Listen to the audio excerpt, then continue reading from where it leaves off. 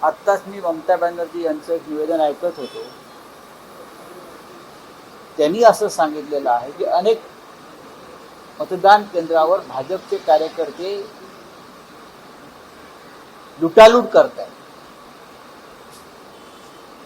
आणि CRPFची मदत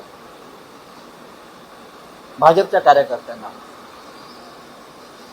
हे जरी खरं असलं तरी भारतीय जनता पक्ष पश्चिम बंगालमध्ये सत्ता घेताना दिसतो. जे मोदी आणि शहांचं स्वप्न होतं की भारतीय जनता पक्षानं पश्चिम बंगालमध्ये निवडणूक जिंकावी त्यांच्या कारकिर्दीत, ते त्यांचं स्वप्न आता पूर्ण झाल्यामुळे, ते स्वप्न त्यांचं अखेरचं पूर्ण झाल्यामुळे कदाचित मोदी शहा यांचं राष्ट्रीय स्तरावरचं कार्य संपलेलं दिसतं. नाही, पण त्यामध्ये ध्रुवीकरण झालं, ध्रुवीकरण झालं किंवा हे द्वेषाचं द्वेष, धर्मांधता, SIR या सगळ्या माध्यमातून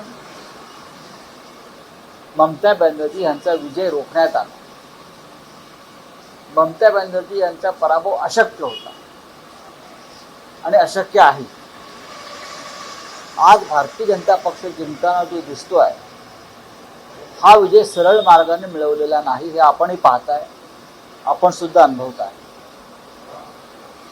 केरळमध्ये काँग्रेसला प्रचंड यश मिळालेलं आहे. एक राज्य नव्यानं काँग्रेसकडे आलं. आसाममध्ये भारतीय जनता पक्ष जिंकले, आश्चर्य वाटण्याचं कारण नाही. तामिळनाडूमध्ये TVK नावाच्या एका पक्षाला लोकांनी मतदान केलेलं आहे. ज्यांना राजकारणाचा किंवा समाजकारणाचा कोणता अनुभव नाही, पण DMK आणि AIADMK या दोघांपेक्षा लोकांनी TVKला, एक अभिनेता जो आहे त्या विजय थलपती यांच्या बाजूने मतदान झाले. पण ती विधानसभा त्रिशंकू आहे, तिथे कोणालाही बहुमत मिळालेलं नाही. अशा तऱ्हेने निकाल लागलेले आहेत. पण NDA अजून मजबूत झालंय पश्चिम बंगालच्या निकालानंतर. दिवा विसताना मोठा होतो. दिवा विसताना मोठा होतो, हे माझं वाक्य तुम्ही लिहून ठेवा. पश्चिम बंगाल जिंकल्या, दिव्याची एक वात जास्त पेटली. दिवा विसताना मोठा होतो. NDAच्या पतनाची ही सुरुवात असं मी मानतो. जिंकले पश्चिम बंगाल, जिंकले आसाम, तरी त्यांना देश चालवणं सोपं नाहीये. असं काय महान काम केलं NDAने गेल्या वर्षभरामध्ये हे कोणी सांगितलं तर मी त्याचा सत्कार करेन. प्रचंड महागाई वाढलेली आहे, बेरोजगारी वाढलेली आहे, गॅस सिलेंडर मिळत नाहीये, नोकऱ्या उपलब्ध नाही आहेत, जगामध्ये भारताची मानहानी सुरू आहे. नरेंद्र मोदी प्रधानमंत्र्याची मानहानी सुरू आहे. मणिपूर पेटलेला आहे, कायदा सुव्यवस्था ढासळलेली आहे. तरीही जेव्हा लोक मतदान करतात असं चित्र निर्माण केलं जातं, तेव्हा हा घोटाळा आहे आणि हा विजय सरळ मार्गाने मिळालेला नाही, हे लोकांनी स्वीकारलं पाहिजे. महिला आरक्षण विधेयक त्याचा काही परिणाम नाही. 92 लाख मतं तुम्ही ज्या पद्धतीनं डिलीट केली पश्चिम बंगालमधून, 92 लाख, हा त्याचाही परिणाम आहे. आणि जसं मी आज सकाळी सांगितलं की भारतीय जनता पक्ष हा ममता बॅनर्जींचा पराभव कधीच करू शकणार नाही पश्चिम बंगालमध्ये. पण भारतीय जनता पक्ष आणि निवडणूक आयोगाची युती झाली आणि त्या युतीमुळे हा पराभव झाला. आता हे जे निवडणूक आयुक्त आहेत ज्ञानेश कुमार, यांना त्या बदल्यात काय बक्षीस मिळत आहे याची आता आम्हाला प्रतीक्षा आहे. पण इंडिया आघाडीतील जे सगळे महत्वाचे नेते, मोठे नेते, त्यांच्याकडे आता सत्ता नाही. स्टॅलिनकडे सत्ता नसणार, ममता बॅनर्जींकडे सत्ता नसणार. भविष्यात इंडिया आघाडीतून एकत्र येण्यासाठी यावंच लागेल, एकत्र राहावंच लागेल.